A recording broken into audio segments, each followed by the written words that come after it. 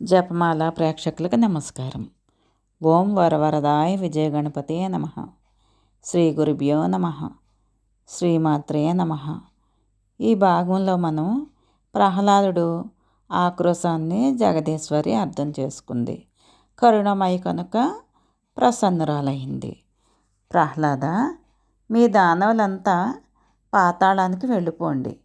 అక్కడ స్వేచ్ఛగా నివసించండి, నిర్భయంగా జీవించండి, మంచి రోజుల కోసం ప్రత్యక్షించండి. అన్ని శుభాశుభాలకు కారణం కాలమే కదా. వైరాగ్య భావన ఉన్నవారికి ఎక్కడ ఉన్నా ఎప్పుడూ సుఖమే. లోభచిత్తులకు ముల్లోకాలు చేతికి వచ్చినా సరే సుఖం ఉండదు. ఏ ఫలాలు సంతృప్తిని ఇవ్వవు. అందుచేత ఈ భూభాగాన్ని విడిచిపెట్టి రసాతలం వెళ్ళండి. ఇది నా ఆజ్ఞ. నిష్కల్మషంగా జీవయాత్ర సాగించండి. దానవులు శిరస్సు వంచి జగన్మాతకు నమస్కరించారు. పాతాళానికి పయనమయ్యారు. ఆది పరాశక్తి అంతర్ధానం చెందింది. దేవతలు తమ లోకానికి వెళ్ళిపోయారు. అప్పటి నుంచి దేవదానవులు శత్రుత్వం విడిచిపెట్టి ఎవరి బతుకులు వారు బతుకుతున్నారు. ఈ కథ విన్నవారికి, చదివిన వారికి కూడా దుఃఖాలు తొలగిపోయి ఉత్తమ గతులు లభిస్తాయి. సౌనకాది మహాములారా, ఇప్పుడు మన జనమేజయుడికి మరొక కుతూహలం కలిగింది. భృగు మహర్షి శాపం వల్ల విష్ణుమూర్తి ఏ ఏ అవతారాలు ధరించాడు, ఏ మన్వంతరంలో ఏ కథ జరిగింది తెలుసుకోవాలి అనిపించింది. సవిస్తరంగా చెప్పమని అభ్యర్థించాడు.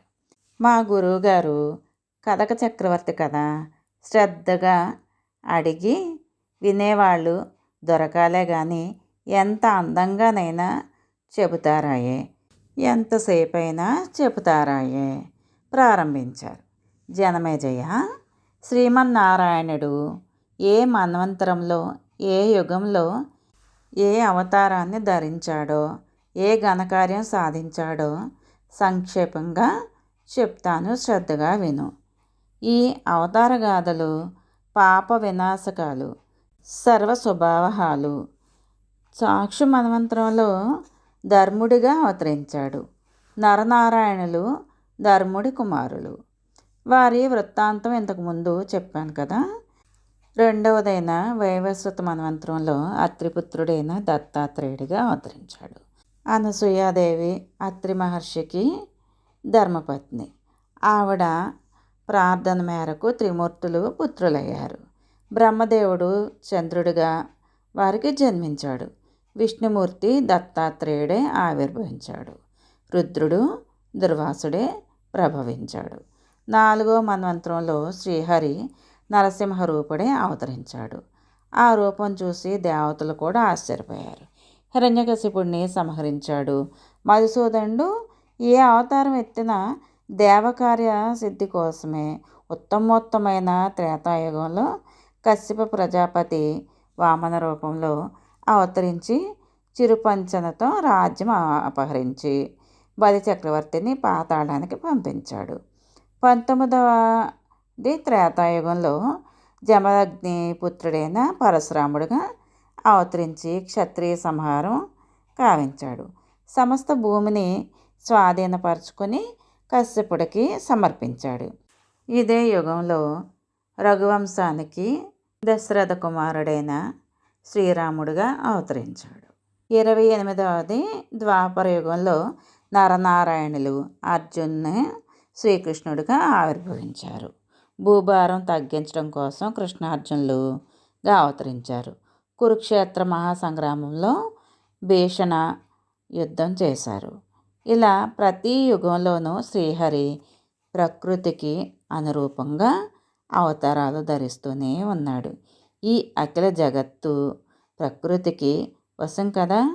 ప్రకృతి కోరినట్టల్లా జగత్తు పరిణతి చెందుతూ ఉంటుంది. పురుష ప్రీతి కోసం ఆ ప్రకృతి ఈ అఖిల జగత్తును నిర్మిస్తుంది. ఆ పరమపురుషుడు దుర్జేయుడు, నిరాలంబుడు, నిరాకారుడు, నిస్పృహుడు, పరాత్పరుడు, సర్వాది సర్వగుడు, అవ్యయుడు, పరముడు, ఉపాధి సమాశ్రయంలో శరీరధారణతో 3 మూర్తులుగా బ్రహ్మ, విష్ణు, మహేశ్వరులుగా ప్రకాశిస్తూ ఉంటాడు. ఆ పరా ప్రకృతి కూడా ఉత్పత్తి కాలయోగంలో 3 రూపాలుగా భాసిస్తోంది. జగత్తును సృష్టిస్తోంది, పాలిస్తోంది, కల్పాంతంలో ఉపసంహరిస్తోంది. ఆ త్రిమూర్తులు ఈ త్రిమూర్తులతో కలిసి ఈ 3 పనులను నిర్వహిస్తూ ఉన్నారు. జనమేజయ, ఇది మూలతత్వం, ఇది విధితంత్రం.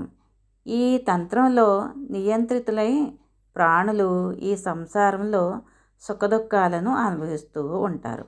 నరనారాయణులు అప్సరసలను అనుగ్రహించడం. వ్యాస మహర్షి బదరికాశ్రమంలో నరనారాయణులకు రంభాది అప్సరసలతో సంభాషణ జరుగుతుండగా మనం వేరే కథలోకి వెళ్ళిపోయాం కదా. ఆ అప్సరసలు నారాయణుడి దివ్యశక్తిని సమ్మోహితులే అతడిని వరించారు కదా. వివాహమాడి తమతో క్రీడించమని అతడు సృష్టించిన ఊర్వశిని 15,000 మంది దివ్యకాంతలను ఇంద్రలోకానికి తమకు బదులుగా పంపించమని అభ్యర్థించారు కదా. దీనికి నారాయణుడు ఆలోచనలో పడ్డాడని చెప్పావు.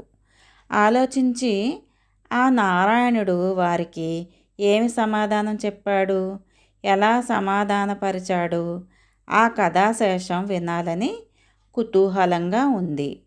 దయచేసి ఆ తరువాయి కథ వినిపించు అని జనమేజయుడు గుర్తు చేసి అడిగాడు. వ్యాస మహర్షి అందుకున్నాడు.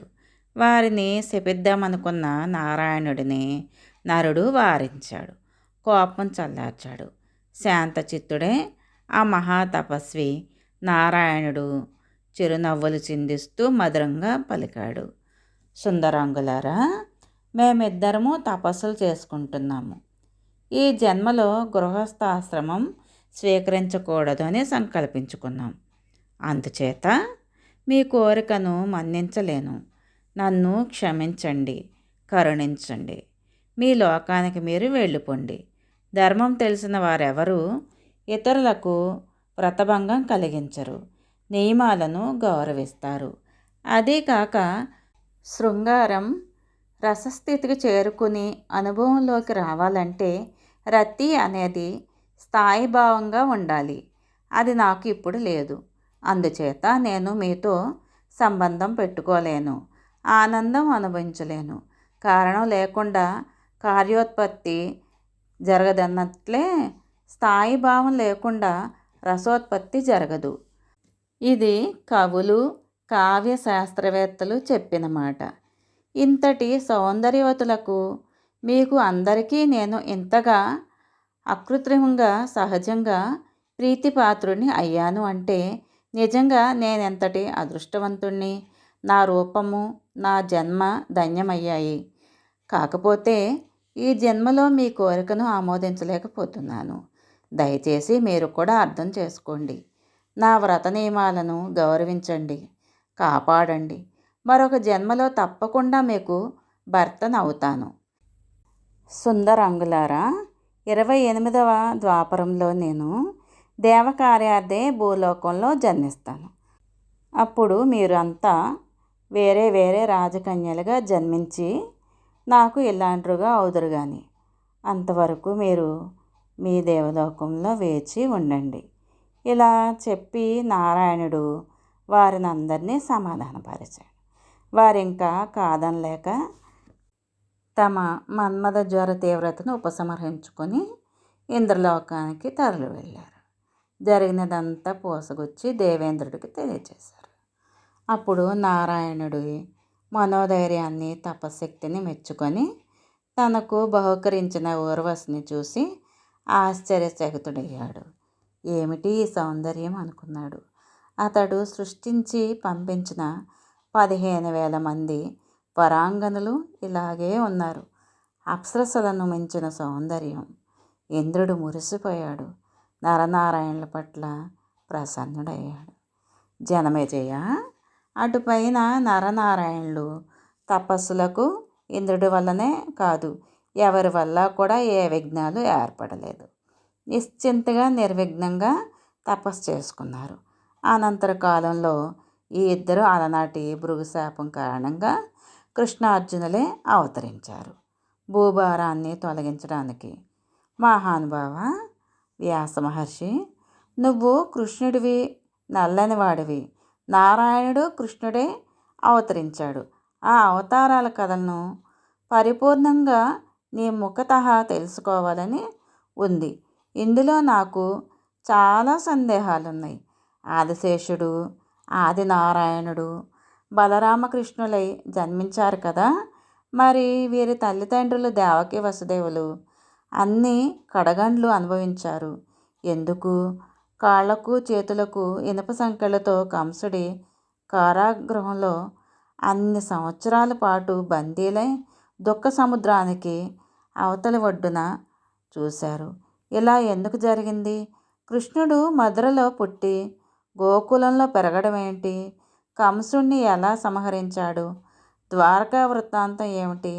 తరతరాలుగా తాత తండ్రులకు నివాసమైన సమృద్ధి అయిన సొంత నగరాన్ని విడిచిపెట్టి శ్రీకృష్ణుడు మరో చోటకి పారిపోవడం ఏమిటి?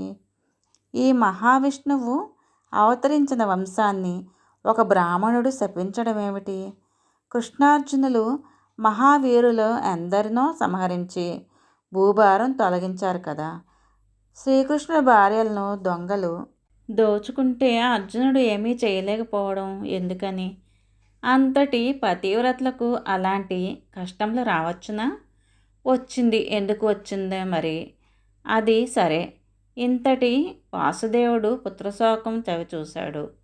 కడపటికి అపమృత్యువు కబళించింది. ఏమిటి అన్యాయం? శ్రీమన్నారాయణుడికి కూడా జీవితం ఇంతేనా? దుఃఖాలేనా? మరి ద్రౌపది అయోనిజ కదా, యజ్ఞవేదిక నుంచి పుట్టింది కదా, మహాసాధ్వి, లక్ష్మీదేవి అంశ. ఆవిడ ఎన్ని కష్టాలు పడింది. నిండు కొలువులో అవమానాలు, దుశ్శాసనుడు జుట్టు పట్టుకొని లాగడం, వలువలు వలవడం, అడవిలో జయదత్తుడి దౌర్జన్యం, కొలువులో కీచకుడి దుర్మార్గం, చివరికి అశ్వత్థామ దురాగతంతో తీరని పుత్రశోకం. అలాగే దేవకికి 6 పుత్రుల్ని కోల్పోయింది. సాక్షాత్తు దైవమై ఉండి సమర్థుడై ఉండి శ్రీకృష్ణుడు ఏం చేసినట్టు? ఈ పతివ్రతలకు ఇన్ని కష్టాలు రావడం ఏమిటి? సరే, ఇవన్నీ కాసేపు అలా ఉంచుదాం. శ్రీహరి కాపాడుకోలేకపోయాడు అనుకుందాం. కనీసం తనను తానే కాపాడుకోలేడా? ఉగ్రసేనుడికి దాసుడై సేవలు చేశాడేమిటి? ఇది మరీ విడ్డూరంగా ఉంది. రుక్మిణీదేవిని దొంగలాగా అపహరించుకుపోవడం, జరాసంధుడికి భయపడి పారిపోయి సముద్రంలో ద్వారకం నిర్మించుకోవడం, ఇవన్నీ వింతలే, అన్నీ సందేహాలే. నువ్వు సర్వజ్ఞుడివి అంచేత నిన్నే అడుగుతున్నాను. సవిస్తరంగా సమాధానం చెప్పి నా సందేహాలు తీర్చు. అన్నింటికన్నా మించి అతి రహస్యమైన సందేహం మరొకటి ఉంది. ఎంతకీ అది నన్ను విడిచిపెట్టడం లేదు. అలాగని సమాధానం దొరకడం లేదు. నీ చెవిన వేసేస్తాను. వీలు వెంబడించుకొని జవాబు చెబుదువు గాని. అదే ద్రౌపది విషయమే లోకంలో ఎక్కడైనా ఉందా? ఒక కులాంగనకు 5 భర్తల జుగూప్సితంగా లేదు. పశుధర్మం కదూ, సదాచారం ఒప్పుకుంటుందా? ఇంకొక సంగతి, భీష్ముడు దేవాంశ సంభూతుడు కదా, వంశరక్షణ మిషతో అక్రమ సంతానానికి అనుమతిస్తాడా? గోళకుల్ని అంటే రెండాపుత్రులు పాలకులుగా నిలబెడతాడా? ఇంతకన్నా ధర్మహాని ఉందా? వంశం అంతరించిపోవడం నయం కాదు. ఎలాగో